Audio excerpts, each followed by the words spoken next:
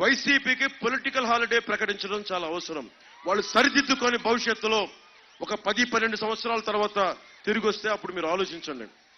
రోడ్ల మీద తిరిగాడు కదా మా బాబే మా నాన్నే అని చెప్పి, అమ్మా నాన్నలేనే బిడ్డనమ్మా నేను, అమ్మా నాన్నలేనే బిడ్డనమ్మా, ఓటేయండమ్మా, మీ ఇంట్లో బిడ్డనమ్మా అన్నాడు.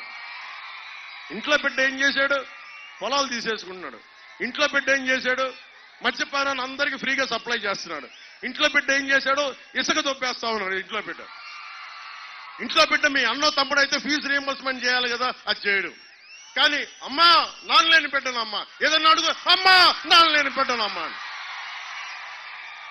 అరే నేను కూడా నాన్నలేని బిడ్డనే, నేను ధైర్యంగానే ఉన్నాను కదా. కనీసం మా నాన్న ముఖ్యమంత్రి కూడా కాదు. మా నాన్న కానిస్టేబుల్ గా పోలీసులో స్టార్ట్ అయ్యి ఎక్సైజ్ డిపార్ట్మెంట్ లో ఒక అసిస్టెంట్ ఎక్సైజ్ సూపరింటెండెంట్ గా రిటైర్డ్ అయిన వ్యక్తి. ప్రతిదానికి డ్రామా సంపి చూపుతున్నారు మమ్మల్ని. ఏదైనా మాట్లాడితే నేను లోకల్ కాదంటాడు. జగన్, నేను బాపట్లో పుట్టా, తిరుపతిలో నామకరణం చేశాను, ఒంగోలు నెల్లూరులో పెరిగా, పక్కనే ఉన్న మన మొగల్తూరులో మాకు పొలం ఉండేది, మాకు సొంత ఇల్లు ఉండేది.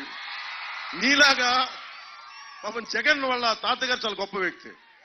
పాపం ఒక బలిజ కులానికి చెందిన వెంకట నరసయ్య గారి పాపం మైన్స్ ని, వెరైటీస్ మైన్స్ ని ఆయన చక్కగా ఆయన కింద కూలీగా పనిచేసి ఆయన తీసేసుకున్నారు. మాకు అలాంటి అవకాశాలు లేవు కదా జగన్. మాకు మీ కింద మీద నన్ను నలుగురితో రావాలి, మా దగ్గర అంత డబ్బులు ఉండవు కదా జగన్.